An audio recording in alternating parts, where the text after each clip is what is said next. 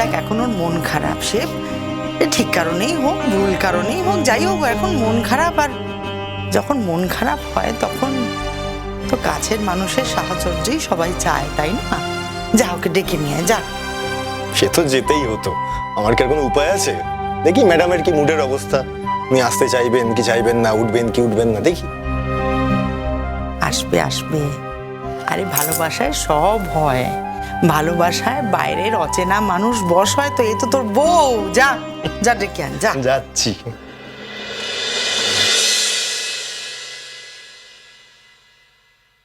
ঠাকুরপো শোনো, তোমাকে একটা কথা বলি, তুমি এবার নিজেকে একটু বদলাও।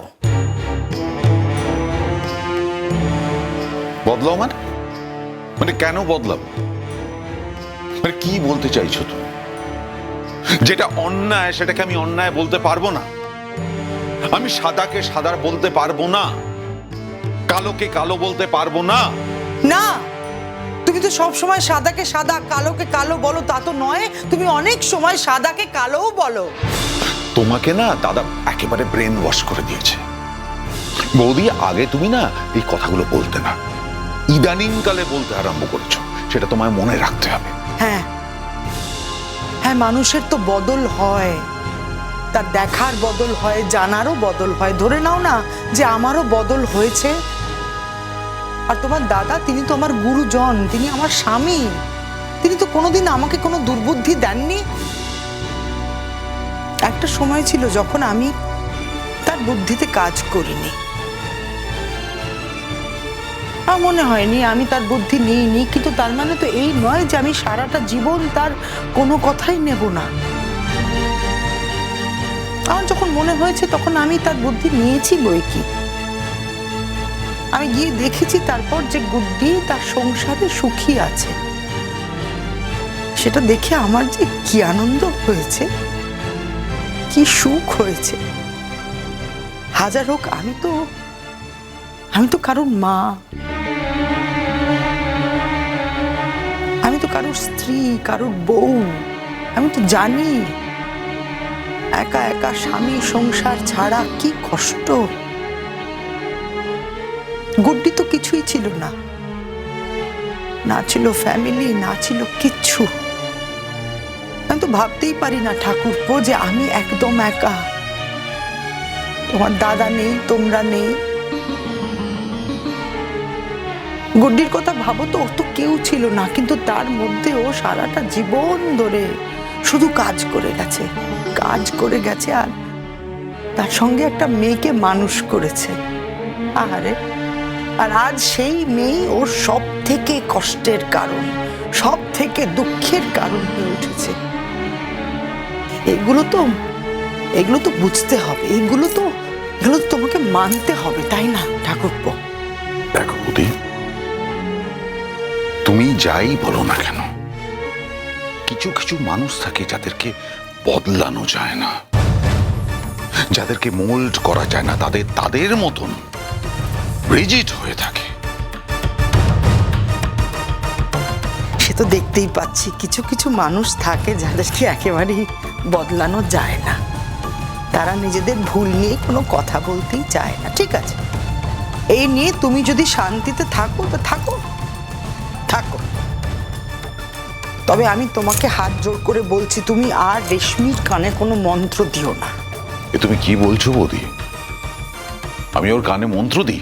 হ্যাঁ দাও, আমি নিজে শুনেছি তুমি মন্ত্র দাও।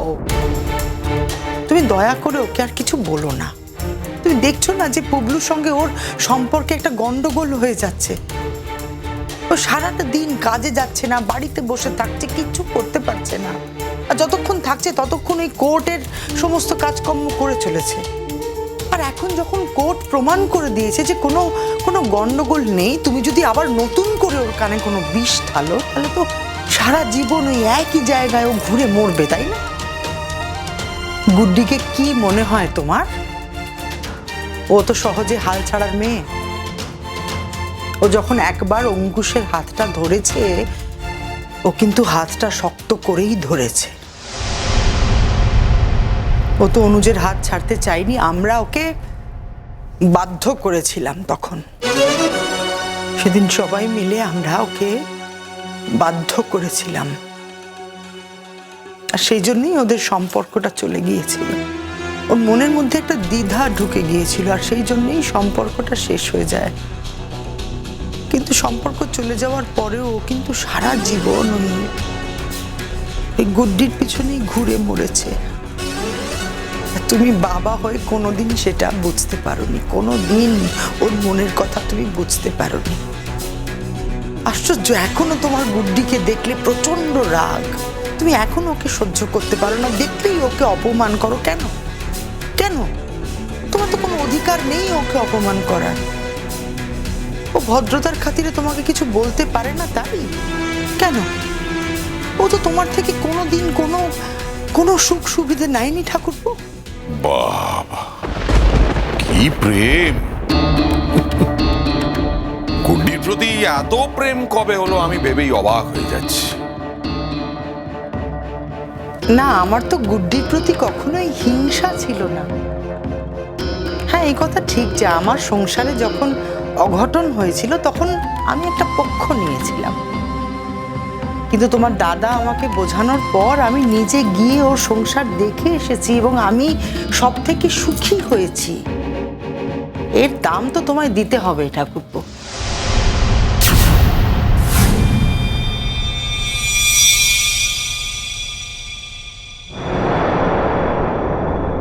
জানতাম তো। ওঠো, কটা বাজে খেয়াল আছে? আরে মাম্মাম ডাকছে, চা কফি সব রেডি করেছে, ডাকছে ওখানে। চলো ব্রেকফাস্ট করবে তো। আরে বাবা, তুমি তো হসপিটালে যাবে না, আমি লক্ষণ টক্ষণ দেখতে পাচ্ছি না, আমি তো যাব। ওই দেখো, এই রেশমি। ও রেশমি, রেশমি, রেশমি, এই রেশমি, রেশমি, রেশমি, এটা কি করেছো তুমি? রেশমি, রেশমি, মাম্মাম,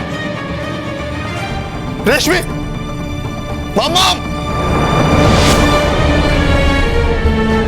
মাম্মাম, মাম্মাম, আরে কোথায় আছো? উপরে একবার এসো। রেশমি কথা বলছো না। মাম্মা উপরে এসো। কি হলো, ওরকম করে চেঁচালো কেন বুবলু? কি জানি, তোমরা এতক্ষণ ধরে এতগুলো কথা বললে, ওর মনের যা অবস্থা, এখন কোনো কীর্তি কেলেঙ্কারি না করে বসে যা মনের অবস্থা, এইরকম কোনো কাজ করা অস্বাভাবিক না ওর পক্ষে। রেশমি, রেশমিটা কি করলে? রেশমি, রেশমি, ওর মনের অবস্থাটা একটু বোঝার চেষ্টা করো, বুঝবে না। সারাক্ষণ বলে যাচ্ছ ও ভুল করছে, ও ভুল করছে, ও ভুল করছে। আরে বাবা, কি ভুল করছে?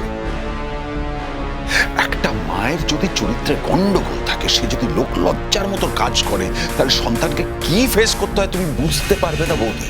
তার বাইরের জগৎটা পুরোটা অন্ধকার হয়ে যায়, সেটা তুমি বোঝো না। এখন এইসব কথা বলার সময় নয়, আগে যাই গিয়ে দেখি কি হলো। এসো।